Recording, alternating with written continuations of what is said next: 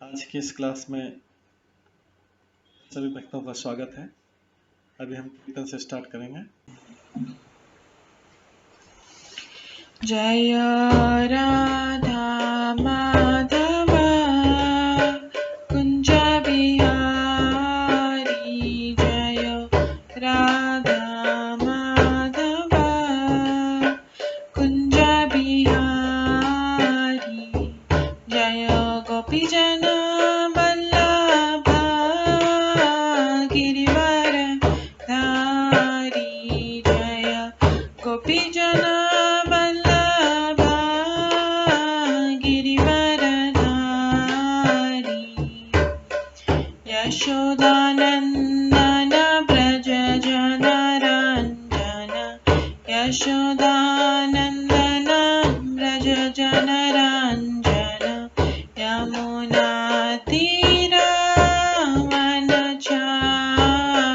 यमुना तीरावनचारी, जय राधा माधव कुंज बिहारी, जय राधा माधव कुंज बिहारी, हरे कृष्णा कृष्णा कृष्णा हरे हरे, हरे राम राम राम हरे हरे, हरे कृष्णा कृष्णा कृष्णा हरे हरे, हरे राम राम राम हरे हरे,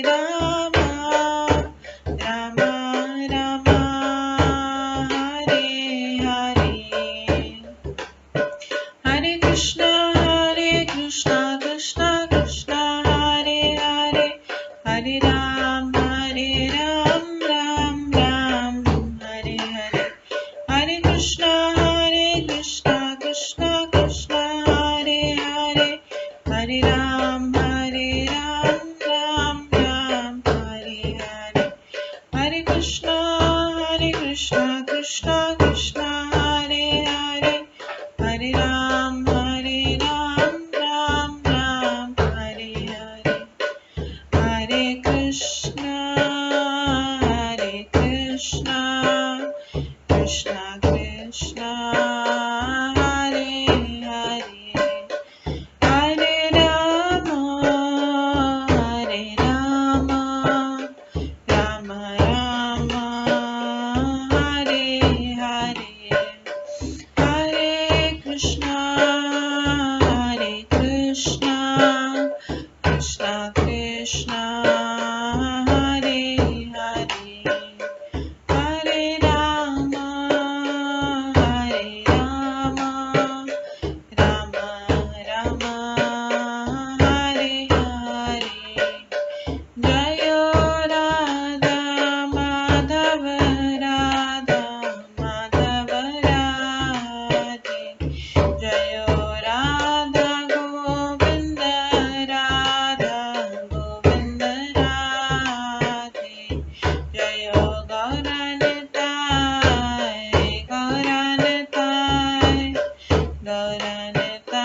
जय गौरनताय, जय जय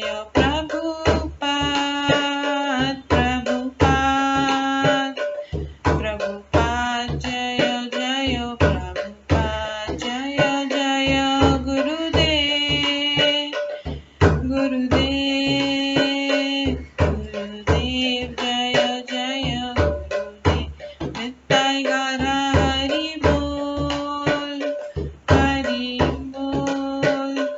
हरि बोल नित्य गौर हरि बोल,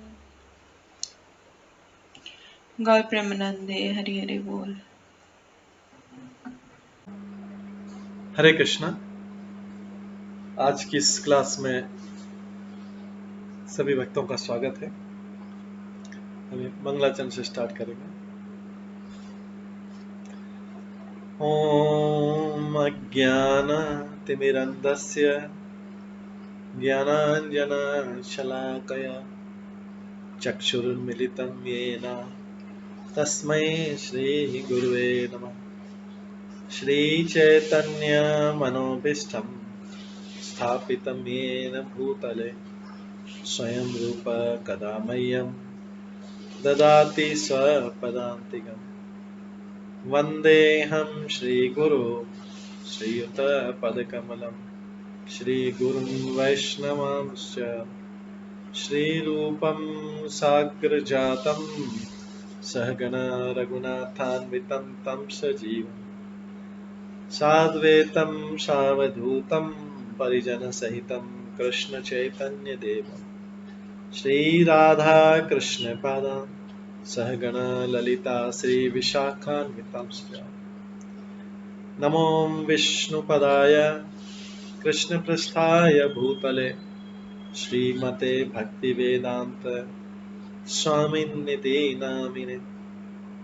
नमस्ते सरस्वती देवे गौरवाणी प्रचारिणे निर्विशेष शून्यवादी पाश्चात्य देशातारिणे वाञ्छाकल्पतरुभ्यश्च कृपा सिन्धुभ्येव च पतितानां पावनेभ्यो वैष्णवेभ्यो नमो नमः।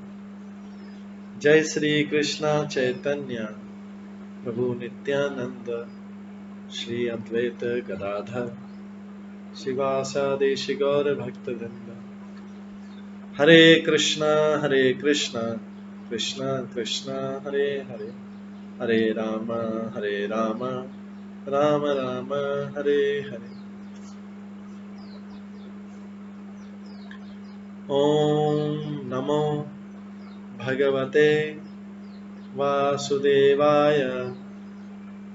ओम नमो भगवते वासुदेवाय। ओम नमो भगवते वासुदेवाय। नारायणं नमस्कृत्य नरं चैव नरोत्तमं देवीं सरस्वतीं व्यासं ततो जयमुदीरये। नष्टप्रायेषु भद्रेषु नित्यं भागवत सेवया भगवते उत्तम श्लोके भक्तिर्भवति नैष्ठिकी। कृष्णाय वासुदेवाय देवकी नंदनाय च नन्दगोपकुमाराय गोविन्दाय नमो नमः।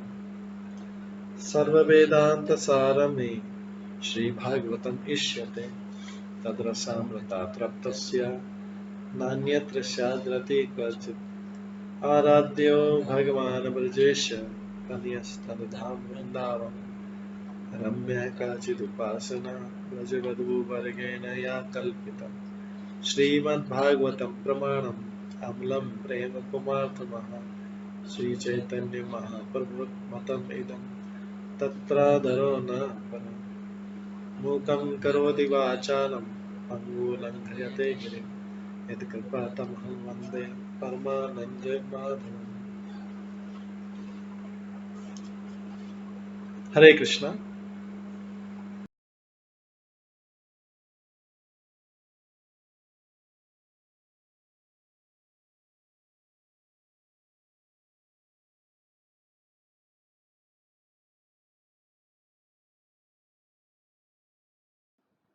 हरे कृष्णा। आज की इस क्लास में सभी भक्तों का स्वागत है। कल हम रास नृत्य के लिए गोपियों को जो मिलन है उसका श्रवण कर रहे थे।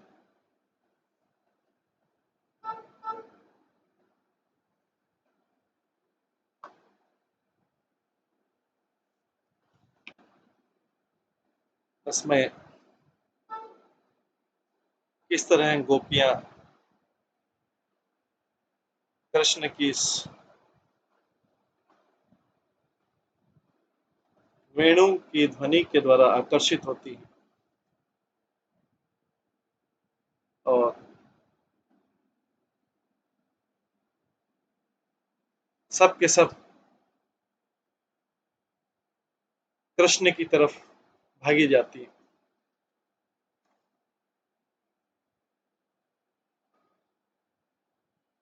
भगवान के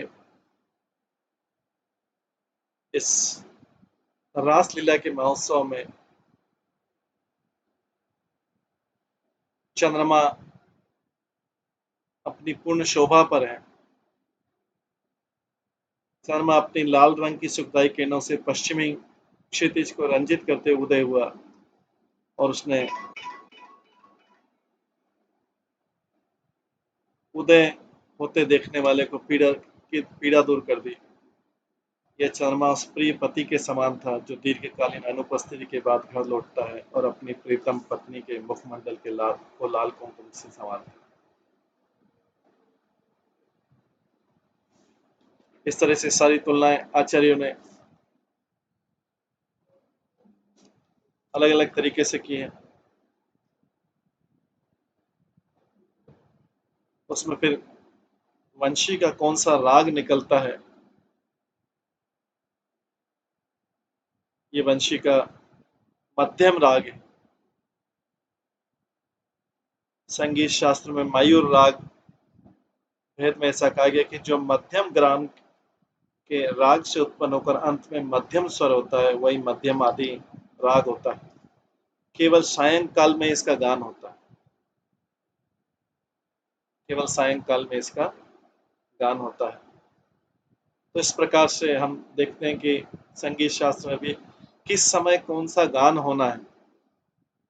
तो भगवान के लिए सारा अरेंजमेंट था उनकी रासलीला को संपन्न करने के। उस समय वही गान हो रहा था, मध्यम गान हो रहा था जो केवल सायंकाल के लिए होता है।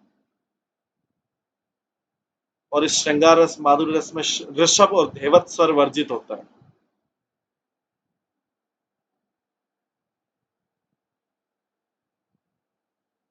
गीत के आदि में जो स्वर संपृक्त होता है उसे ग्रह कहते हैं। ये सब हमने कल श्रवण किया था। आगे इसमें जो महत्वपूर्ण चीज जिसको बोला गया था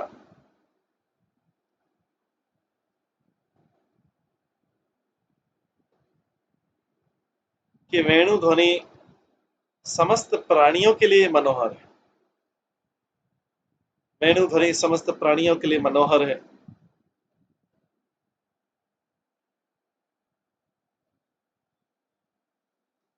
और वेणु ध्वनि के स्वभाव के अनुसार सभी ब्रज सुंदरियों को मोह उत्पन्न हुआ।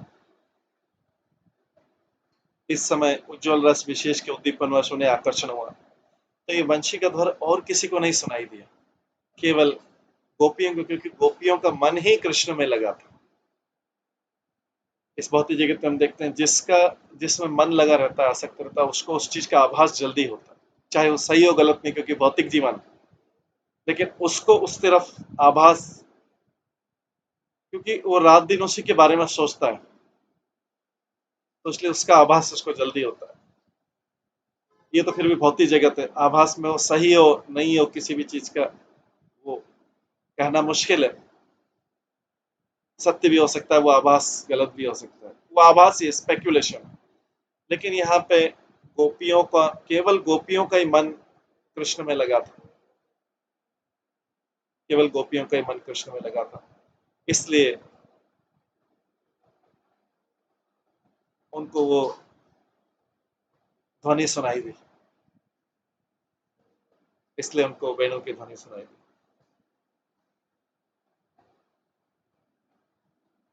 तो अब जो है वेणु या वंशी का भी जो वेणु और वंशी का जो है वो दोनों का अलग अलग राग। तो यहाँ पे बता रहे हैं कि अर्ध अंगुली व्यवधान से ऊर्ध्वान में तारा आदि स्वर के लिए 8 छिद्र युक्त और उन सभी छिद्रों में से पहले छिद्र से 1.5 अंगुली दूर 1 अंगुली परिमित मुख का छिद्र रहता है। आगे का भाग 4 अंगुली और पीछे का भाग 3 अंगुली 9 छिद्र युक्त 17 अंगुली परिमित बांसी बंसी के नाम से जाना जाता है।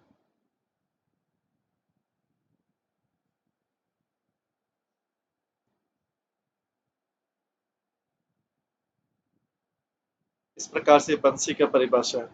बंशी का मुख्य छिद्र तार नामक अंतिम छिद्र से 10 उंगली परिमित दूर होने पर उस बंसी का नाम महानंदा होता है। बंशियों में भी अलग अलग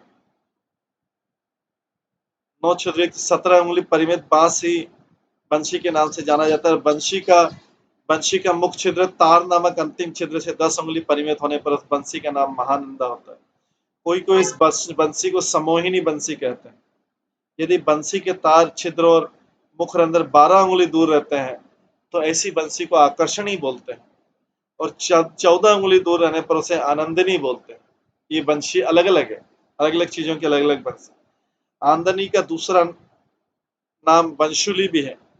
यह श्री कृष्ण के सखाओं को अति प्रिय है। यथाक्रम से श्री कृष्ण की 3 प्रकार की बंशियां हैं, मणिमयी, हेममयी और वैरणी, अर्थात सरल बांस से निर्मित। इनमें से मणिमयी बंशी का नाम समोहिनी है, स्वर्णमयी बंशी का नाम आकर्षणीय है तथा बांस निर्मित बंशी का नाम आनंदनीय है। इस प्रकार बंशी की भांति गान का भी वैशिष्ट्य जानना हो। ये भगवान कितने स्पेसिफिक है, परफेक्शन, सारा काम परफेक्शन से करो।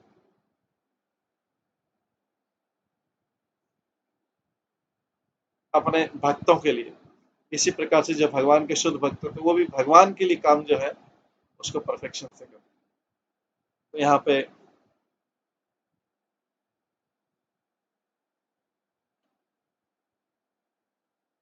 इन्हीं गोपियों के मन रूप मूल इंद्रिय अधिपति सहित कुटिल नेत्रादि समस्त इंद्रियों को आकर्षण करने के लिए श्री कृष्ण इस प्रकार का ज्ञान, उनके मन को आकर्षित करने के लिए, इसलिए उन्हीं का ध्यान गया जिनका मन उसमें लगा होता है। जैसे हम देखते हैं कि कई बड़ी कथा होती है तो उसमें सैकड़ों लोग बैठे रहते हैं, लेकिन सब लोग नहीं सुन पाते कथा। उसमें वही सुन पाते हैं जिनका मन उसमें लगा रहता है। वही जब बाद में क्वेश्चन आंसर होता है तो उसमें वही सुन पाते हैं। बाकी भी सुन रहे हैं, कानों में जा रहा है, लेकिन सुनते हुए भी नहीं सुन रहे। कानों में तो गया लेकिन उसको स्वीकार नहीं किया, श्रवण इंद्रियों ने स्वीकार नहीं किया। तो इसलिए उसके अंत में पूछा जाएगा बस, तो कुछ लोग उसका रिप्लाई, क्योंकि मन को लगा लिया। बाकी के खाली कुछ आवाज आ रही है, या कईयों को तो इतने ध्यान में मग्न थे आवाज भी नहीं आती कि आवाज भी कुछ चल रहा था। तो यहाँ इसलिए किसका मन किस में लगा हुआ है, यहाँ पे सारी गोपियों का मन पूरी तरीके से कृष्ण। तो कृष्ण अगर बांसुरी में कुछ हलचल होगी, कुछ भी हलचल होगी, तो सबसे पहले गोपियों को सुनाई देगा, क्योंकि पूरा मन उधर केंद्रित, बाकी को नहीं सुनाई देगा। ये बहुत सूक्ष्म ध्वनि तरंग, इसलिए जब हम देखते हैं कि सब जगह जब श्रवण भी होता है तो किसने कितना केंद्रित किया, दूसरे व्यक्ति को पता ही नहीं लगता क्या बोला है। या तीसरा व्यक्ति तो उतना ज्यादा बाहर की दुनिया में रहता है, उसको पता नहीं लगता कि कुछ बोला भी जा रहा है। निर्भर करता है किस तरफ हमारी आसक्ति है। तो यहाँ पे गोपियों की पूरी आसक्ति कृष्ण की तरफ है कि कृष्ण के मुख से कुछ निकले, कृष्ण के ऊपर कुछ दृष्टि पड़े, कृष्ण को कुछ वेशभूषा देखने को मिले, कृष्ण के शरीर से कुछ गंध आए, कुछ भी कृष्ण से संबंधित हो, या उनके कृष्ण संबंधित लोगों से भी कुछ संबंधित हो, वो उनको इमीडिएटली उसका एहसास होगा, उसका आभास होगा। मन, वाणी और शरीर से पूरी तरीके से केंद्रित है। जो चीज सबको नहीं सुनाई देगी वो उनको सुनाई देगी, जो चीज सबको नहीं समझ में आएगी उनको समझ में आएगी। कृष्ण की केवल दृष्टि से, नेत्रों के प्रभाव से समझ जाती कि कृष्ण क्या बोलने जा रहा है।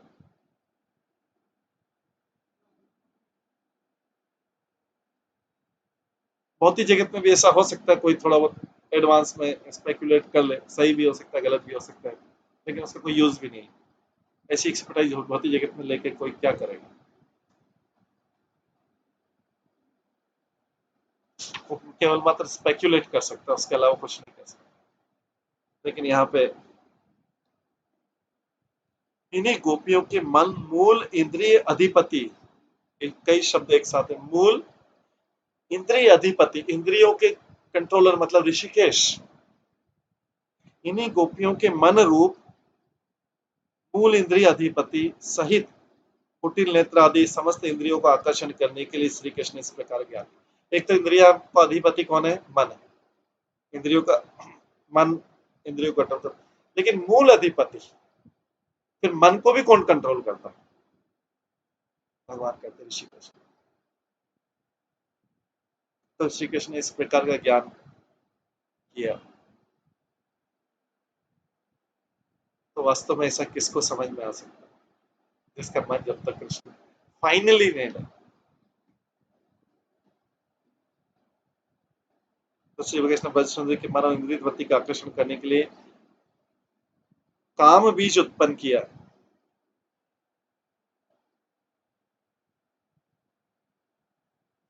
जो लोग गायत्री का जाप करते हैं उसमें काम बीज मंत्र, गायत्री काम बीज मंत्र, तो इस तरीके से मन का और मन का अधिष्ठाता कौन है? चंद्र है।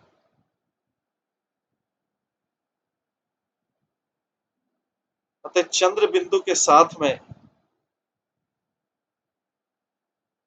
चंद्र जो है मन का हरण व आकर्षण करती है, इसलिए चंद्र बिंदु के साथ, अतः चंद्र बिंदु के साथ क्लीम प्रकट हुआ है।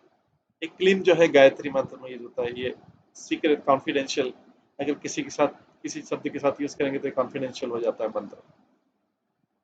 तो काम बीज मतलब क्लीम प्रकट हुआ। पुनः बीज मात्र, यहाँ स्वभावतः वेणुनादी व नाद है, ऐसा होने पर नादयुक्त क्लीम का काम बीज उत्पन्न हुआ। इसलिए कहा गया कला तु माया लवका तु मूर्ति क्लवण नद वेणुनि नाद रप्य। कला माया या राधा लवक मूर्ति या नाद अर्थात अस्फुट मधुर वेणु निनादी के द्वारा रम्य श्री राधा जी के साथ वंशी वादन में रत कृष्ण।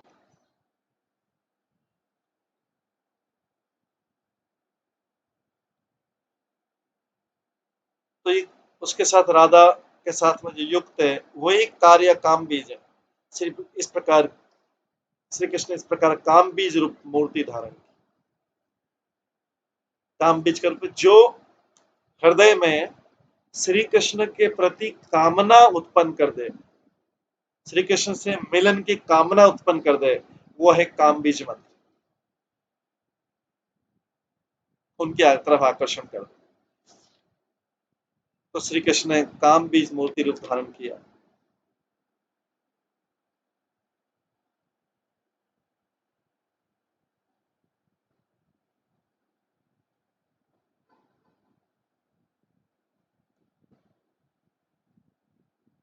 तो श्री कृष्ण ने पूर्ण चंद्र की ओर देखा और उनके हृदय में एक अद्भुत कंदर्प विकार प्रकट हुआ। कंदर्प मतलब होता है कामदेव, लेकिन ये कामदेव कौन है? ये आध्यात्मिक है। ये कामदेव जो है कृष्ण का एक स्वरूप है। जैसे कामदेव है प्रद्युम्न, जो कृष्ण के पुत्र है, वो कामदेव मूल कामदेव, और उनके अंश के प्रतिबिंब जो है भौतिक जगत में जो कामदेव देवता है, जो काम उत्पन्न करता है, भौतिक काम उत्पन्न करता है। और वो यहाँ पे सारी काम जो है आध्यात्मिक काम हो रहा है। आध्यात्मिक काम मतलब कृष्ण से मिलन की तीव्र इच्छा, वो है आध्यात्मिक काम। उसी के लिए जो काम बीज मंत्र है, जो लोग ब्राह्मण दीक्षा लेते हैं और वो सब।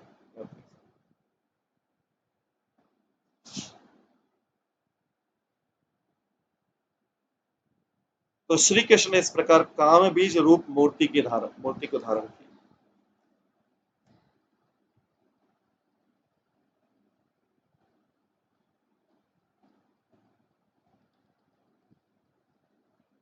तो यदि आचरती श्रेष्ठा तत्ते देवतर जन, जैसा श्रेष्ठ जन आचरण करते हैं दूसरे लोग वैसा ही करते हैं। इस वचन का स्मरण करके और अपने कुल के आदि पुरुष चंद्र का, कृष्ण का आदि पुरुष कौन है?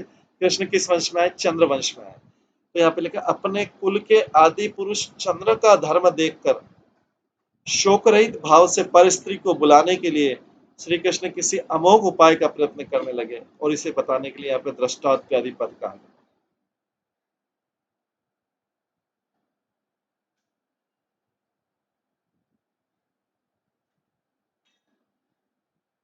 इस चंद्र के उदय होने पे कुमुद पुष्प, मतलब रात्रि में जो कुमुदनी, दिन में जैसे कमल होता है सूर्य से फ्लरिश होता है, ब्लॉसम होता है, उसी तरह रात्रि में कुमुद या कुमुदनी पुष्प होता है, वो चंद्र के उदय होने से।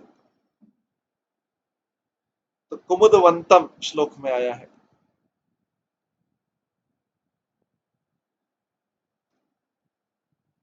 ये जो श्लोक है इसमें आया है कुमुदवंतम,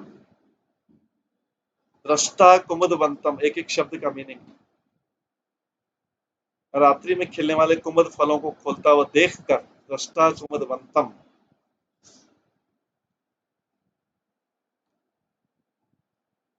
तो कुमुद पुष्प जिस विकसित करना जिसका कर्तव्य, उस चंद्रमा के उदय होने पर समस्त जगत वासियों को परम आनंद हुआ था।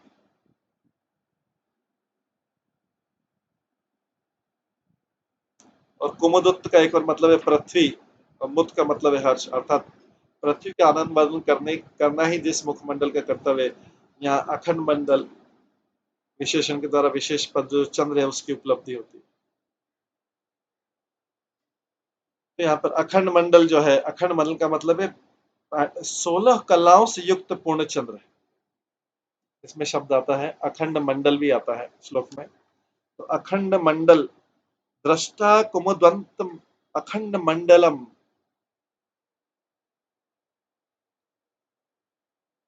मतलब चंद्रमा अपनी 16 कलाओं से युक्त। और रमना नाभम अर्थात सगी बहन लक्ष्मी, सगे भाई और सगी बहन देखने में प्राय समान मुखमंडल वाले होते हैं, इसलिए चंद्र को लक्ष्मी के मुखमंडल की कांति के समान कहना संगत हुआ।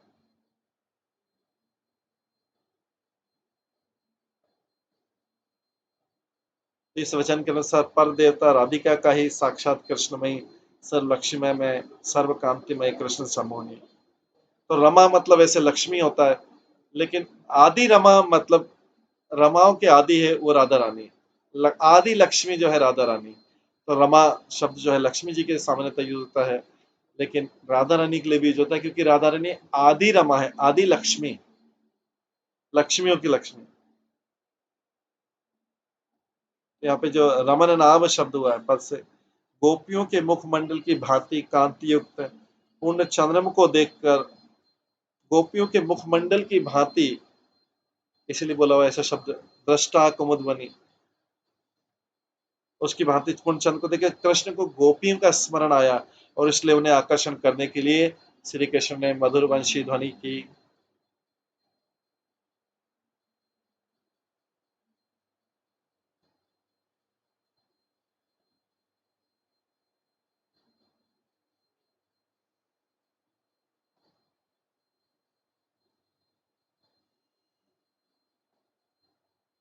इस तरह, और नव कुमकुम अरुणम, ये शब्द आया श्लोक में। इसका मतलब उदय राग व्याप्त होने के कारण नवीन कुमकुम की भांति अरुण मन को प्राप्त। कुमकुम लाल रंग का होता था, तो चंद्रमा भी लाल हो गया था। जब चंद्रमा पूर्ण चंद्रमा में उदय होता है तो रेडिश कलर का दिखाई देता है। नवीन कुमकुम पिंड की भांति अरुण मन को प्राप्त चंद्र को देखकर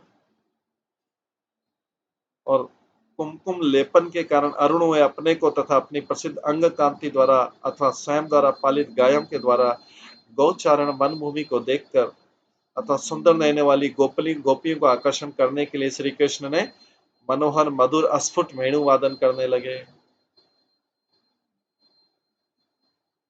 इसी वेणु को सुन के गोपियां आगे बोलेंगी, इस त्रिलोकी में ऐसी कौन सी रमणी है, ऐसी कौन सी स्त्री है जो तुम्हारे कल पदामृत वेणुगीत से विमोहित होकर आर्य पथ से विचलित न हो। आर्य पथ मतलब होता है वर्णाश्रम धर्म का पालन, क्योंकि उनके पति हैं, बच्चे हैं, सब कुछ है, उनका पालन करना ही वर्णाश्रम धर्म। लेकिन कृष्ण की बांसुरी के सामने वो बोलते हैं कि ऐसी कौन सी रमणी है जो तुम्हारे कल पदामृत वेणुगीत से विमोहित होकर आर्य पथ से विचलित नहीं हो जाए। मतलब वो वर्णाश्रम धर्म का जो उसको, उनके जो सास ससुर है, उनके जो पति है और उनके बच्चे हैं, उनका पालन करना, वो आर्य पथ वर्णाश्रम धर्म। आपकी वेणु के ध्वनि सुनकर कौन ऐसी रमणी होगी जो आर्य पथ से विचलित न हो जाए। इन वचनों के द्वारा समझाता है कि श्री कृष्ण ने वेणु के द्वारा ही गान किया। और वाम दृशाम मनोहर कलम। आगे कहा गया है श्लोक जगो कलम वाम दृशाम मनोहरम। इसके पंक्ति के अर्थ है, उसका मतलब है, इसका अर्थ है काम बीज है। काम बीज मतलब जो कृष्ण, जो सबके हृदय में काम, कृष्ण के प्रति कामना उत्पन्न कर दे, तीव्र मिलने की, सुनने की तीव्र कामना उत्पन्न कर दे, काम बीज। श्री कृष्ण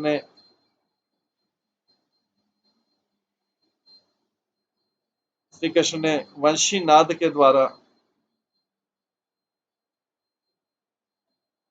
गोपियों के हृदय में काम बीज आरोपण करके उन्हें आकर्षण किया। इस तरह से भगवान श्री कृष्ण ने महामन्मथ मंत्र काम बीज का गायन किया। क्योंकि कईयों के मन में आ सकता है कि गायत्री में काम बीज कर देते हैं, अभी वेणु में ध्वनि में वही काम बीज निकल रहा है जो कृष्ण के प्रति तीव्र कामना को उत्पन्न कर दे।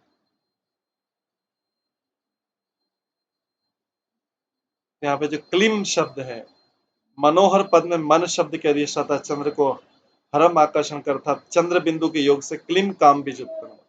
देखा वाम दृशाम मनोहरम, ये सब आचार्यों ने इसकी बहुत बारीकी से व्याख्या की। आगे चौथे श्लोक में बोलते हैं निशम्य गीताम ततनंग वर्धनम ब्रजा स्त्रिया कृष्ण ग्रहित मानसा आजग्मन्यो अन्यम लक्षित आजग्मन्यो अन्यम लक्षितम मुद्मा सयत्र कांत जवलोल कुंडला। निशम्य गीता तद अनंग वर्धन। अनंग मतलब होता है कामदेव। तो कृष्ण एक नाम है अनंग मोहन। अनंग मतलब होता है कामदेव, और अनंग को भी, जो कामदेव को भी मोहित कर ले, उसका नाम है अनंग मोहन। कृष्ण का दूसरा नाम अनंग मोहन। और अनंग नाम क्यों है कामदेव का? क्योंकि उसको शिवजी के श्राप से अनंग, उसके अंग चले गए थे सारे। शिवजी के श्राप से शिवजी को प्रभावित करने लगा था कामदेव, इसलिए इसलिए उनका, उसको अनंग हो गया था। और अनंग, कृष्ण का नाम है अनंग मोहन, मतलब जो कामदेव को भी मोहित कर ले।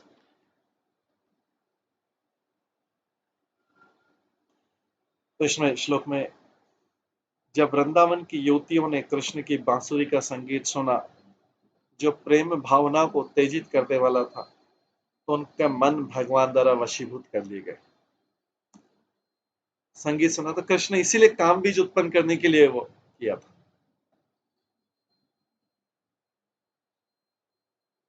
तो गोपियों में स्वाभाविक गायत्री मंत्र से दीक्षित, वो स्वाभाविक रूप से सब चीजों, क्योंकि उनको वेणु की ध्वनि में उनके कृष्ण से मिलने की तीव्र कामना। तो जब वृंदावन की युवतियों ने कृष्ण की बांसुरी का संगीत सुना, जो प्रेम की भावना को उत्तेजित करता था, तो उनके मन भगवान द्वारा वशीभूत कर लिए गए। उनका मन पूरा भगवान के कंट्रोल में आ गया।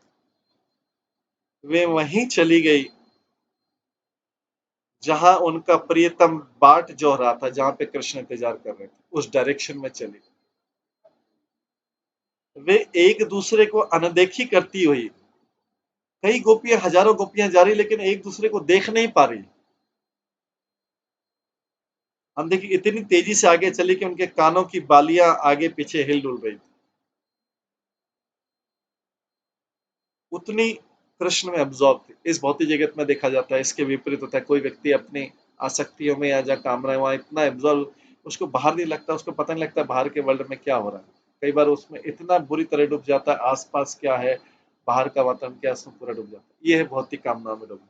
लेकिन यहाँ पे ये आध्यात्मिक है, क्योंकि उसने अपना मन इधर पूरा लगा रखा है, तो इसलिए उसमें डूबा, तो उसको बाहर आसपास क्या आ रहा है उसको पता नहीं लगा। लेकिन वो सारा पतन में ले जाएगा, भौतिक आसक्ति पतन में ले जाएगी उसको। धीरे धीरे वो पागल व्यक्ति बोला जाएगा उसको, क्योंकि उसको पता नहीं कि आसपास क्या रहा है। उसमें अपने विचारों में, अपने चिंताओं में इतना डूबा हुआ है। लेकिन यहाँ पे जो है गोपियां यहाँ पे भी डूबी हुई है, लेकिन कृष्ण की चिंताओं में डूबी हुई है। आसपास देख नहीं पा रही कि कौन हमारे साथ भाग रहा है, कौन चल रहा है। एक गोपी दूसरी गोपी को नहीं देख पा रही और इतनी तेजी से जा रही कि उनके कानों की बालियां आगे पीछे हिल डुल रही। तात्पर्य में बोलते हैं कि प्रभुपाद की जो डिसाइपल प्रभुपाद ने लिखा है, ऐसा लगता है कि प्रत्येक गोपी छिप कर गई, हालांकि सबके साथ जा रही है, सब इधर उधर आसपास जा रहे हैं, लेकिन ऐसा लगता है छिप के गई, जिसमें उसके प्रतिद्वंदी दूसरी गोपी न जान पाए कि कृष्ण प्रेमालाप के प्रति वो उन्मुख, कि वो गोपी कृष्ण के प्रति प्रेम करती। श्री विश्वनाथ चक्रवर्ती ठाकुर ने इसी स्थिति का वर्णन इस तरह पद किया कि कृष्ण ने अपनी वंशी बजाकर वृंदावन में भीषण चौर कर्म के लिए उत्तेजित कर दिया। उनकी वंशी का गीत गोपियों के कानों से होकर सीधे हृदयों में जाकर बिंद गया।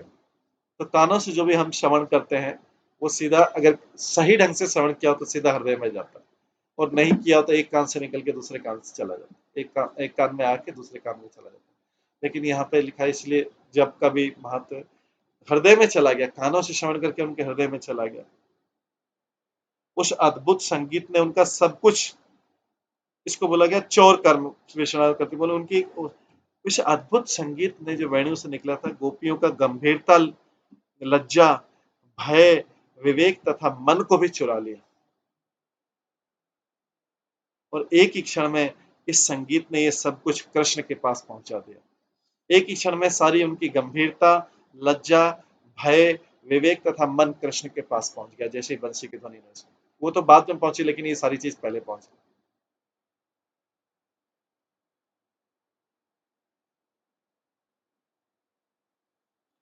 तो प्रत्येक गोपी, एक और शब्द आचार्य लोग बोल रहे हैं, प्रत्येक गोपी कृष्ण से अपनी निजी निधि को लौटाने की याचना कर रही है। वो आचार्य लोग बोलते हैं वो जा रही है कि मेरी निधि, मेरा धन लौटा दो, क्योंकि उनका धन क्या है, स्त्री का धन, उन गोपियों का धन का गंभीरता, लज्जा, भय, विवेक और मन। ये बोल रही है तो कृष्ण के पास तेजी से भाग रही कि हमारी निधि लौटा दो, आपने हमारी निधि क्यों चुरा ली। ये निधि मतलब होता है धन।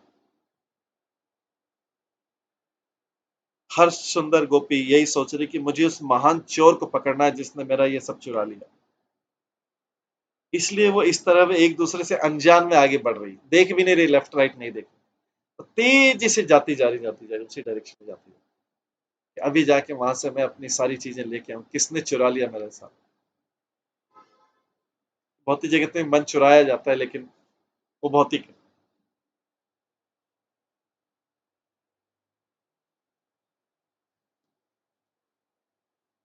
और भौतिक जगत में ऐसा मन चुराना तो हमारे पतन का कारण हो जाता है, कोई व्यक्ति हमारा मन चुरा ले। तो यहाँ पे इसलिए ये कहा गया है कि स्वभावतः, आचार्य लोग लिखते हैं, स्वभावतः श्री कृष्ण में अर्पित मन वाली ब्रज सुंदरियां उस अनंग वर्धक वंशु ध्वनि को सुनकर प्रेम से मोहित हो गई, और परस्पर एक दूसरे से अलक्षित रूप में, एक दूसरे को दिखाए बिना, जहां कांत श्री कृष्ण अवस्थित थे वहां खिंची हुई चली आई, और अत्यंत वेग से चलने के कारण उनके कानों के कुंडल डोल रहे थे।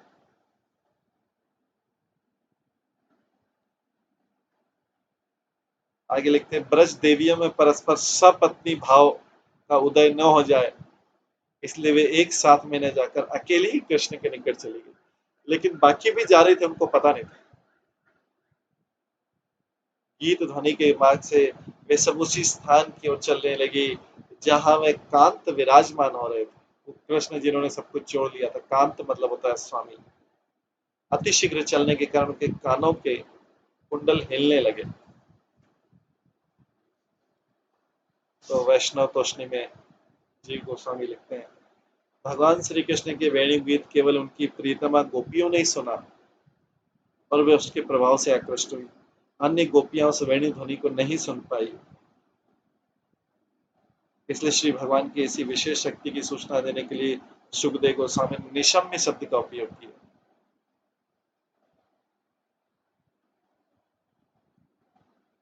इस प्रकार श्री कृष्ण के अनंग वर्धक, अनंग मतलब कामदेव, काम को बढ़ाने वाले, लेकिन आध्यात्मिक काम, अध्यात्म अनवर्धक वेणुगीत को सुनकर गोपियां श्री कृष्ण की ओर चल पड़ी।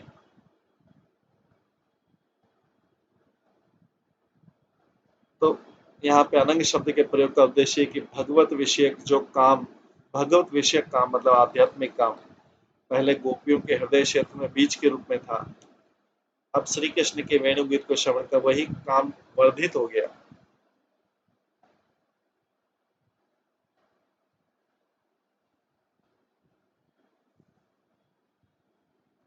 वही बीज अब अंकुरित हो गया।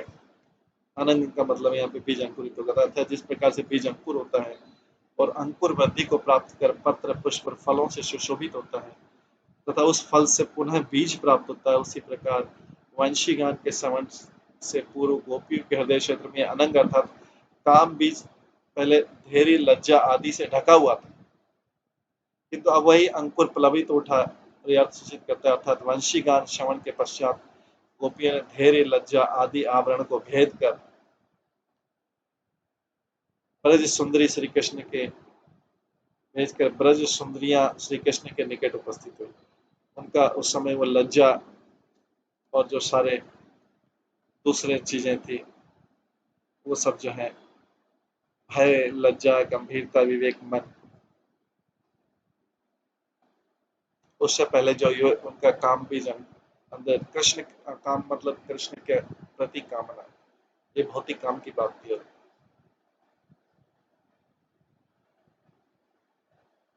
तो वो जो बीज है धैर्य लज्जा आदि आवरण को भेजकर अभी वो अंकुरित हुआ बीज काम बीज अंकुरित ब्रज सुंदरियां श्री कृष्ण के निकट उपस्थिति हुई, इसके द्वारा वंशी गीत का अमृतमय होना सूचित, क्योंकि वंशी गीत से जो निकल रहा है वो अमृतमय, क्योंकि इस वंशी के गान के श्रवण मात्र से वो अनंग पल्लवित होगा, वो अनंग जो है अंकुरित हो गया, अर्थात गोपियों के हृदय में काम बीज रूप अंकुर वेणुगीत रूप अमृत के सिंचन द्वारा पल्लवित हो उठी।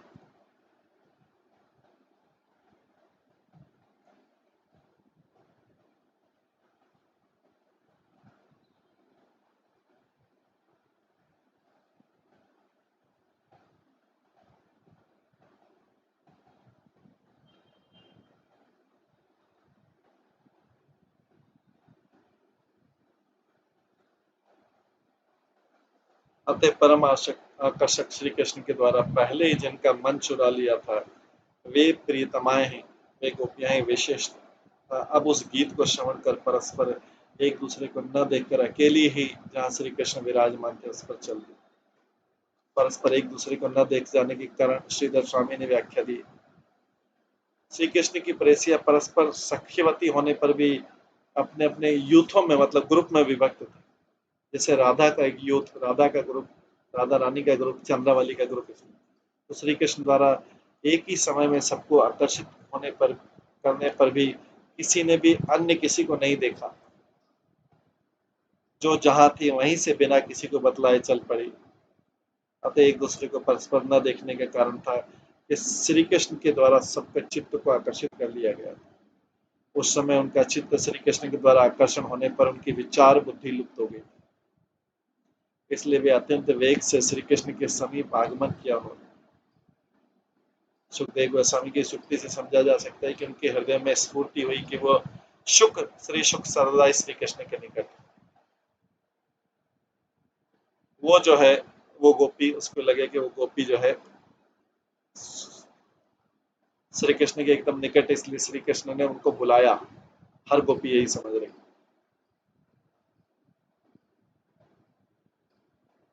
इसमें सुखदेव गोस्वामी को भी उसी प्रकार से आकर्षण हुआ जो कथा सुना रहे। अतः गोपियों के श्री कृष्ण निकट जाने की चेष्टा के वर्णन के द्वारा उसी भाव से श्री कृष्ण के समीप आगमन विषय की चिंता कर भाव विशेष की स्फूर्ति होने से सुखदेव ने भी मानो गोपियों की भांति श्री कृष्ण के समीप आगमन किया। सुखदेव गोस्वामी इस कथा को बोला, ऐसा लगता है कि उन्होंने भी श्री कृष्ण के पास आगमन किया।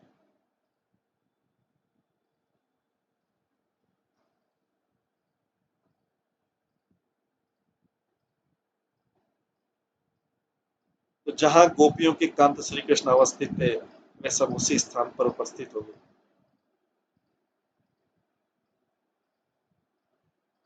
तो पुनः भगवान ने भी अपने पूर्व के और इस समय के परम मोहन रूप गुण वेणु और भाव के द्वारा गोपियों के अभिलाषित वासना को पुनः पुनः उदित किया। उनके काम बीज उनके अंदर जो थे उसको अंकुरित किया। इसलिए जहाँ उनके कांत या रमण श्री कृष्ण है, वही स्थान परम सुखमय। विशिष्ट भगवान का वो वेणुवादन, विशिष्ट भगवान का वेणुवादन साक्षात परम आकर्षक विद्या रूप होने के कारण गोपियों का अन्यत्र कहीं भ्रमण आदि में नहीं हुआ।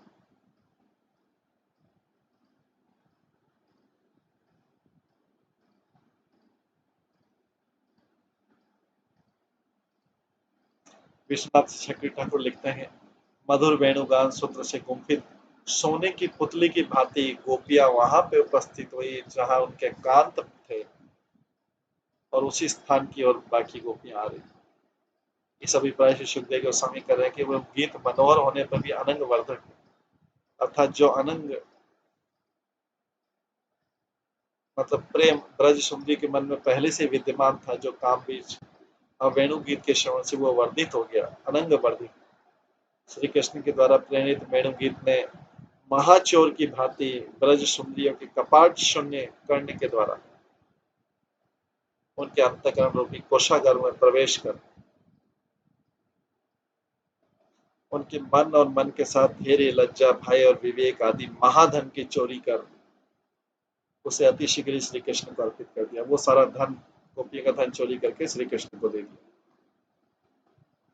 इसलिए करें कृष्ण ग्रहित मानस, अर्थात श्री कृष्ण के द्वारा ग्रहित अथवा चुराया गया मन और मन संबंधी धैर्य, स्मृति, विवेक, लज्जा, भय और मति आजगमु अर्थात आगमन करने लगी। इसके द्वारा ऐसा प्रकाशित हो रहा है कि ब्रज सुंदरी अत्यंत तीव्र गति से मानो उस महाचोर के पीछे अपने चुराए धन को पाने के लिए उस वेणुध्वनि के उद्गम स्थान की ओर चलने लगी।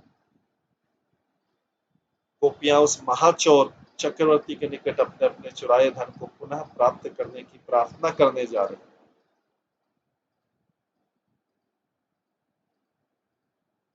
ऐसा भी बोध होता है कि मानो उस महाचोर को पकड़ने के लिए व्यग्र होकर परस्पर एक दूसरे को लक्ष्य करके एक दूसरे की तरफ ध्यान नहीं दे रही।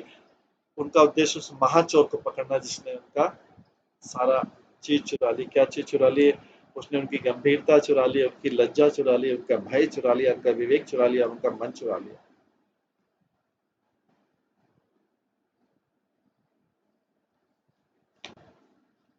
जहां गोपियों के कान श्री कृष्ण उनके धन रत्न इत्यादि का हरण कर बैठे, तीव्र गति से दौड़ने के कारण उनके कुंडल, कंकण, किंकणी इत्यादि अलंकार हिल रहे। कि तो उस चोर ने उन गोपियों के घर में स्थित धन अथवा अन्य कोई भी द्रव यह सोच के नहीं चुराया कि वो मूल्यवान नहीं है।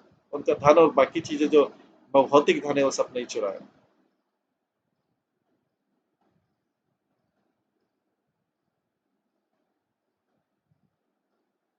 इस तरह से प्रार्थना की जा रही है।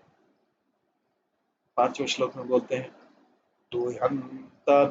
दुह्यंतभि अयोकाश्चित् दोहम हित्वा समुत्सका पया अधिश्रित्य संयामम् अनुद्वास्य पराययो। कुछ गोपियां दूध धो रही थी।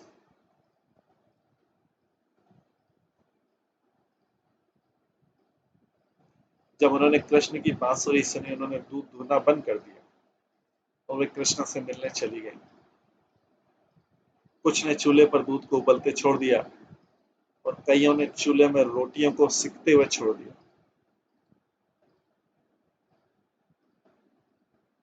तो ये अलग अलग तरीके से गोपियों का वर्णन। गोपी को सिखता थी कि कुछ गोपियां दूध दो रही थी, उन्होंने कृष्ण की बांसुरी सुनी, उन्होंने दूध धोना छोड़ दिया, वे कृष्ण से मिलने चली गई। कुछ ने चूल्हे पर दूध को उबलते छोड़ दिया और कईयों ने चूल्हे में रोटियों को सिकते हुए छोड़ दिया।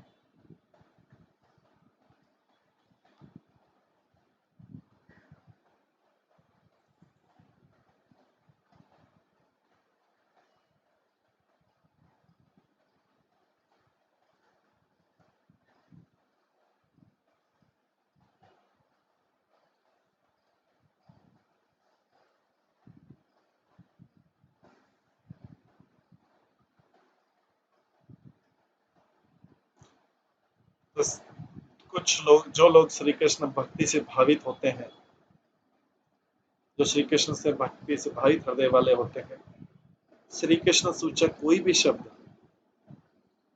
अथवा वंशीनाद को सुनने मात्र से उसी क्षण उन लोगों की धर्म, अर्थ और काम से निवृत्ति हो जाती।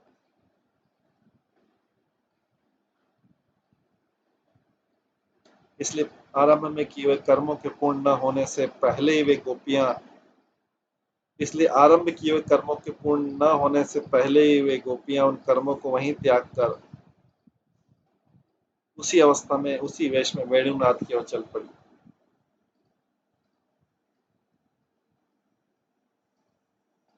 कोई कोई गोपी चूल्हे के ऊपर दूध की कढ़ाई रखकर उसे उतारने की प्रतीक्षा न की, कोई कोई दलिया बना रही थी, दलिया रंधन कर रही थी, जो दलिया का परिपक्व न होने पर चूल्हे से न उतार कर ही वेणु गीत की ओर दौड़ पड़ी। इस प्रकार से सुखदेव गोस्वामी ने गोपियों के श्री कृष्ण के निकट आगमन का वृत्तांत का वर्णन किया। अब इसे विशेष रूप से प्रतिपादित करने के लिए सुखदेव गोस्वामी 3 श्लोकों के द्वारा पुनः समस्त गोपियों के गमन की चेष्टा का वर्णन करने के अभिप्राय से प्रारंभ में किसी किसी गोपियों के स्वजाति कर्म का परित्याग करके संबंध में द्वयत अर्थात 2 श्लोक है, द्वयंत है।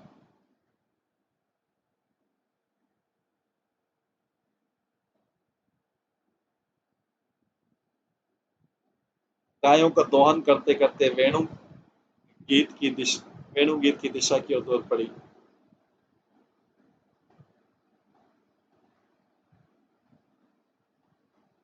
गोपियों के शत शत युद्धों के पति, गोपियों के ग्रुप है जो गोपियों के शत युद्धों के अधिपति श्री कृष्ण इस विषय में आगे वर्णन, श्री कृष्ण जो है उनके विषय में आगे वर्णन किया जाएगा।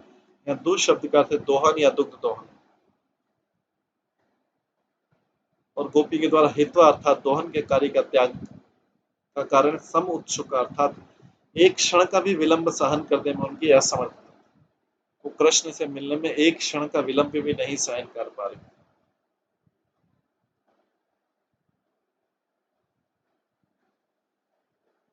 इतना भी नहीं कि वो दलिया दूध उतार दे, उतना भी सहन नहीं कर पा रही। उनके द्वारा देह और दैहिक कर्म आदि का परित्याग और उनके गमन की चेष्टा को दुहंत कहा जाए।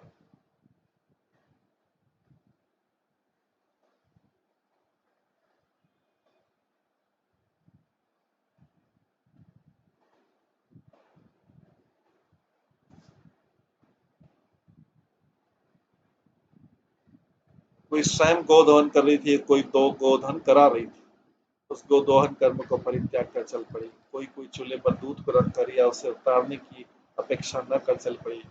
कोई कोई दलिया पका रही थी, उसके पक जाने पर भी उसे चूल्हे से उतारे बिना चल पड़ी। ये गोपियों की दशा थी। आगे 6 और 7वें श्लोक है। परिवेश्यन्त तथा हित्वा परिवेश्यन्ते तथा हित्वा पायन्त शिशुन् पया शुष्यन्त पतिं कश्चित् अश्नत्य अपास्य भोजनम् लिम्पन्त्य प्रमजन्यत्य अन्या अन्या अजन्त्य काक्ष लोचने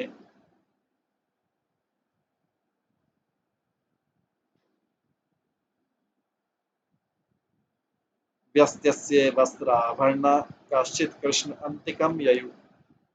उनमें से कुछ स्त्रियां वस्त्र पहन रही थी, कुछ स्त्रियां वस्त्र पहन रही थी, कुछ अपने बच्चों को दूध पिला रही थी। ये 6-7वें श्लोक। ये अपने पतियों की सेवा में लगी थी, किंतु सबों ने अपने अपने कार्य छोड़ दिए और कृष्ण से मिलने चली गई। कुछ गोपियां शाम का भोजन कर रही थी,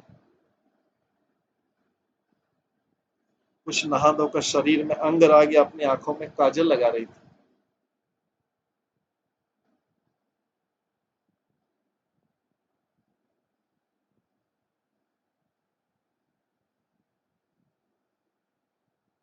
अंजंत्य मतलब काजल लगा रही थी। किंतु सबों ने तुरंत अपने कार्य बंद कर दिए, यद्यपि उनके वस्त्र तथा गहने अस्त व्यस्त थे और कृष्ण के पास दौड़ी चली।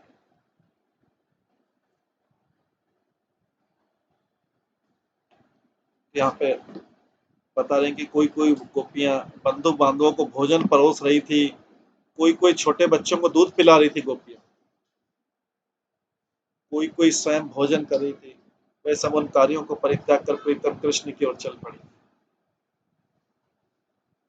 तो इस प्रकार कोई कोई गोपी सायंकालीन गोदान आदि मुख्य 3 कार्यों को परित्याग कर, तो गोपियों के सायंकाल में तीन कार्य थे मुख्य थे। गोदहन करना, गाय का दूध दोहना,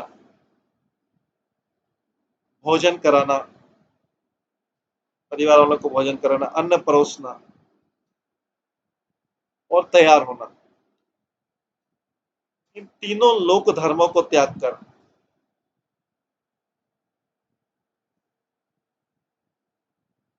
चल पड़ी वो।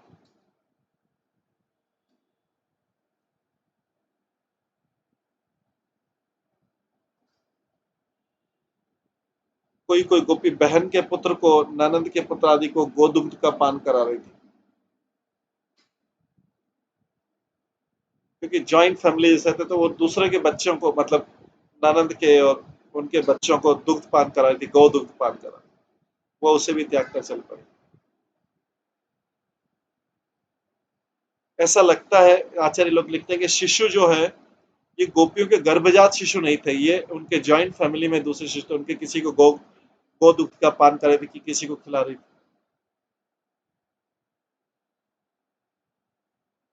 क्योंकि गर्भजात संतान करने से रसाभास का दोष होता है।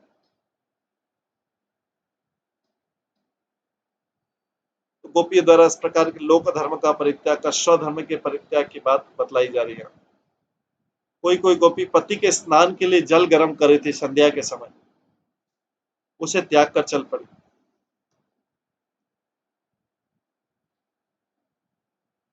इस प्रकार किसी किसी गोपी के देह की उपेक्षा की बात करें, अर्थात कोई गोपी स्वयं भोजन कर रही थी, उसे भी त्याग कर चल पड़ी।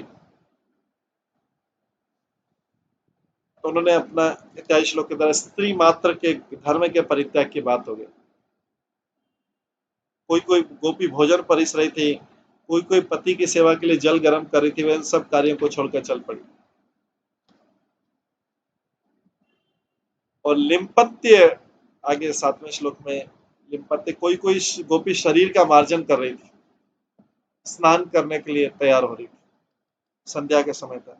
कोई अपने अंगों में उपटन लगा रही थी, कोई कृष्ण के संतोष के लिए अपने अंगों पर आभूषण धारण कर रही थी। वे गोपियां उन कर्मों को परित्याग करके चल पड़ी।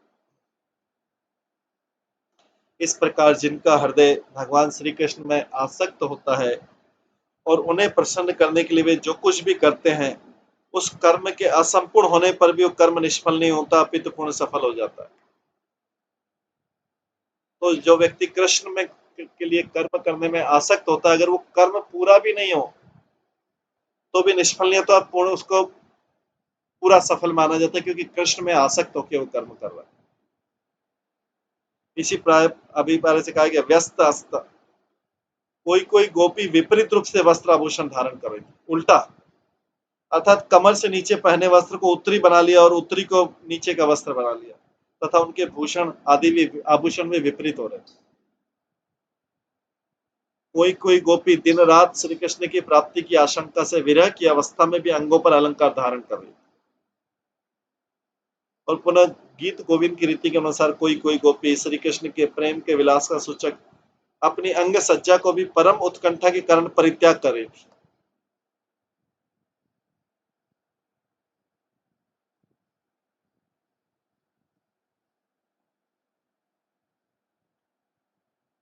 तो ये गोपियां कोई जगह कई गोपियां अपनी अंग सज्जा को परित्याग कर रही थी कृष्ण से मिलने, क्योंकि गोपियां द्वारा अब इन सबके परित्याग का प्रदर्शन है कि मतलब है कि जब उन्हें देह देही आदि विषयों तक की अपेक्षा नहीं, तब अन्य किसी विषय में कहना क्या। किसी किसी गोपी को अपने देह की सुध भी नहीं थी, इसलिए उसने वस्त्र आभूषण आदि भी उल्टे भाव से पहन लिए थे, विपरीत।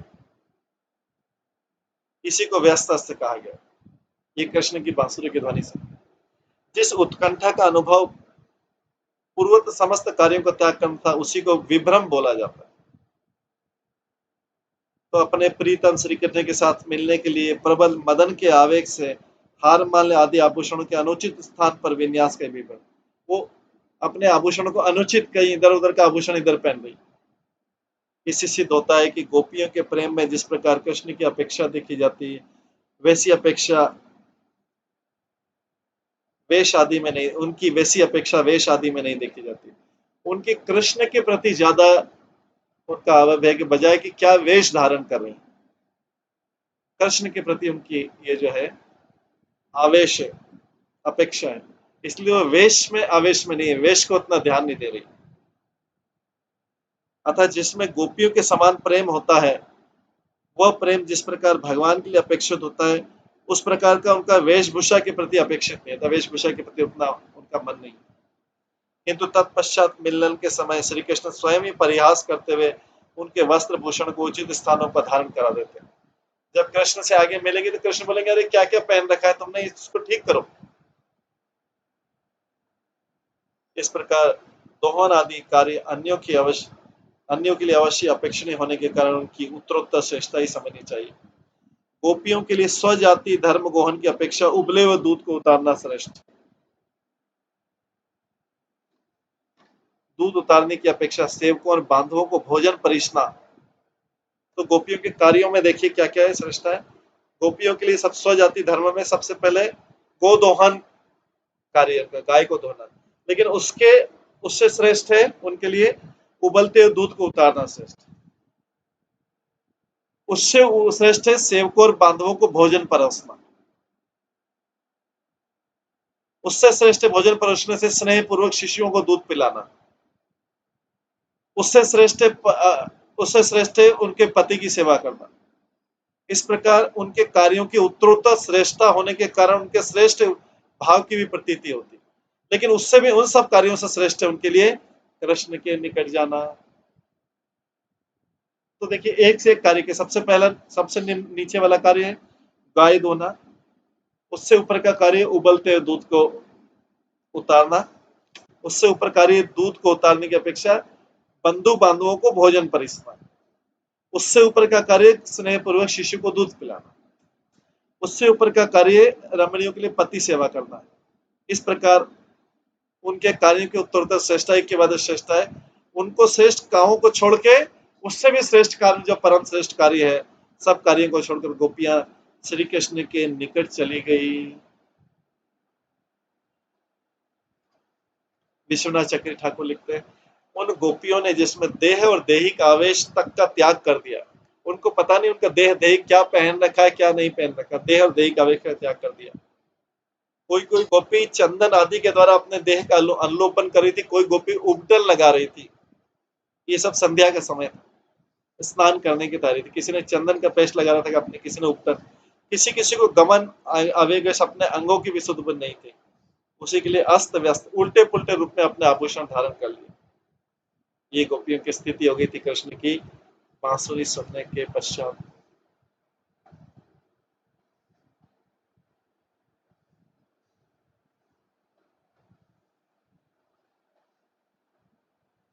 इस प्रकार से गोपियों के ये भाव को अलग अलग आचार्य सुखदेव गोस्वामी, उसके पश्चात सुखदेव गोस्वामी का जो अनुवाद है उसको वैष्णव दोषणी में जीव गोस्वामी, श्रीधर गोस्वामी, विश्वनाथ चक्री ठाकुर अलग अलग तरीके से इसको एक्सप्लेन कर रहे हैं गोपियों के भाव का भी।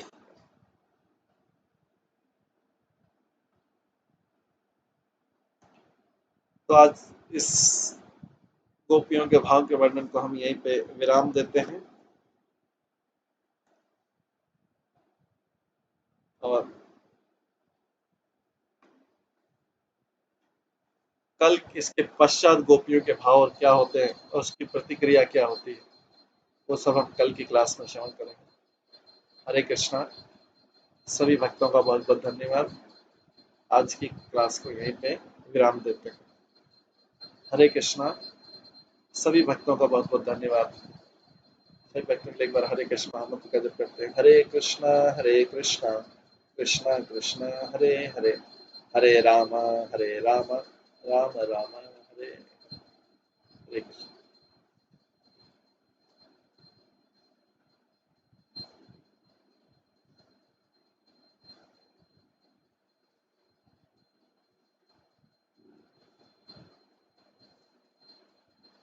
श्री श्री श्रीमद् भागवतम महापुराण की जय। श्री प्रभुपाद की जय। रास नृत्य लीला की जय।